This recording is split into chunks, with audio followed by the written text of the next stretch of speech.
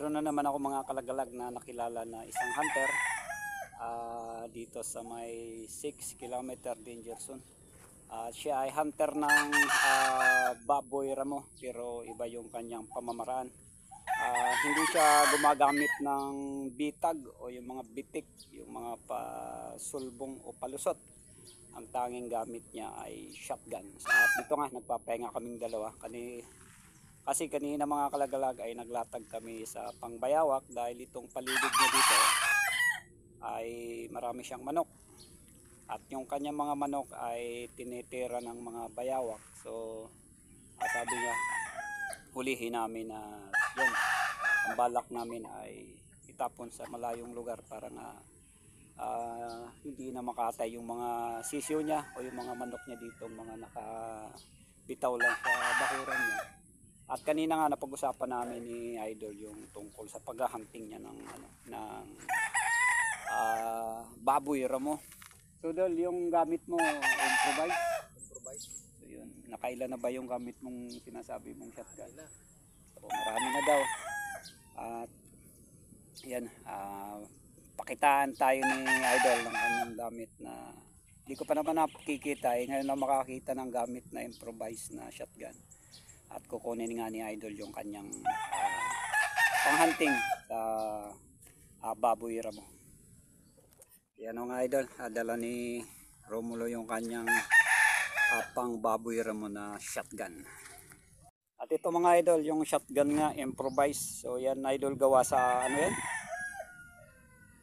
Baka ay tubo lang. Tubo no, di dos. So tingnan nyo yung kanyang dulo, yung barrel niya mga kalagalag. So ito, yan, paano pag kasanyan doon. Yan. Yan. Yan, paglalagay ng ano, yun. Bala. Yan yung lalagay yung bala. Wala ka ba sample bala niyan para marano try natin? Huwag na lang natin paputukin. Ano lang natin kung meron. Yun. So mahawakan ko nga mga kalagalag para ma-try natin kung paano ang pagkasa nito. So ito mga Idol shotgun improvise. So hindi ko kung anong sukat ng tubo yung barrel niya didos ata, didos. At ito yung chamber niya, ayan, yung lagayan ng bala. At kapag nalagyan ng bala, ito na yung ano niya, ayan, sarado na siya. At ito yung hammer, yung cock, yun. At ang firing pin niya mga kalaglag ito D3, gumagana siya, meron siyang spring sa loob ng ano niya. So ang pakagawa nito ay ano lang, winilding. At meron ding bat ng ng pang escopeta o airgun. So ito mga Idol ayan yung cock niya kapag na-load. So yun ang lakas ng ano niya, ng palo niya. Ulitin natin mga kalagalagay So napakagandang improvise na pang baboy ramo. Mga ilan na kayo nadali nito, Dol? Dami na. Gamit mo pa to? Siguro sa papa ko pa yan. Papa mo at ikaw na nagbana. Ikaw na gumagamit. Pero ang panghuli niyan gabi. Gabi. Tapos paano ba style nyo? Babantayan lang ng gagawa ng taguan sa damuhan. Tapos tatago kami doon hanggang dumaan yung mga baboy ramo. Paano nyo malalaman na may baboy ramo? Sa lang nila, sa huni lang nila yung parang mga biik na tsaka yung mga ugik nila. Yung iyak ng ng biik, at saka yung bakas. Tapos pag nakatago ka na yan, siyempre tahimik sa taas. Yung mga nababalik lang na sanga ng kahoy, alam mo nang may baboy ramong parating. Pakiramdaman lang. Tapos yun, mga 5 magkakasama, mamili ka doon kung alin yung malaki. Kung alin ano yung sinasabi mong may nilalagay kayong tansi sa lalagyan namin yung ng tansi. Bakod. Pa triangle para pag bumangga yung baboy ramo doon malayo pa, hindi sila tatagos doon eh. Dire-diretso pa rin sila. Ba't di sila tatagos? Hindi sila umaano sa ano ng tao. Naamoy nila na yung ano, tansi na nahawakan ng tao, ganon. Liliko sila, susundan lang nila yung tansi na yun hanggat makalabas sila doon. Eh yung lalabasan nila, doon ka naman tatago. Doon na kayo mag-aabang. Parang inaambos niyo yung baboy ramo, no?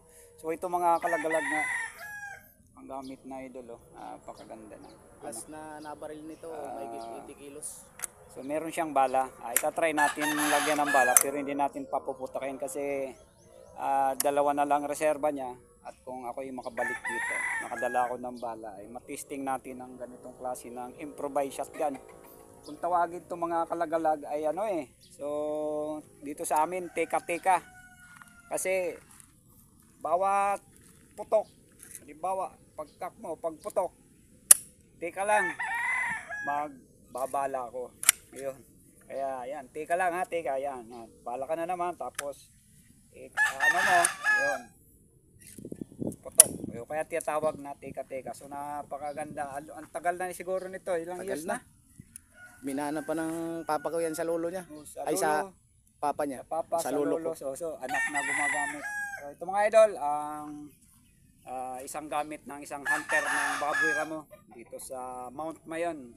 Nagsisimula sila dito sa 6 km hanggang makarating kayo. Lagpas pa kayo ng 4 km, no? Kasi 3 or mga ganyan, 3 kilometers. 3 kilometers na, doon na malapit Sa na taas. talaga sa ano. So yung mga idol, sinishare ko to sa inyo gamit ng isa nating hunter na tika-tika na shotgun. So pakakita ko ng ganito, kaya siyempre namamangha ako na may mga gamit palang tulad ng ganito na ginagamit sa pagganti ng baboy ramo. Try natin mga kalagalag na malagyan ng bala to. So meron isang bala si idol. Idol yung ano mo. So ito mga kalagalag, bala ng shotgun.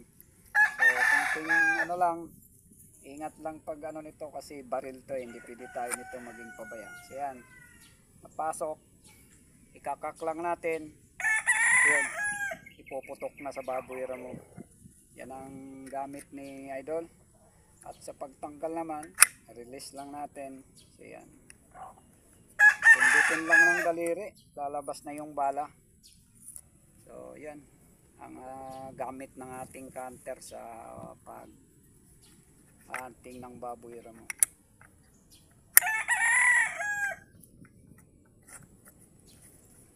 Shotgun baby.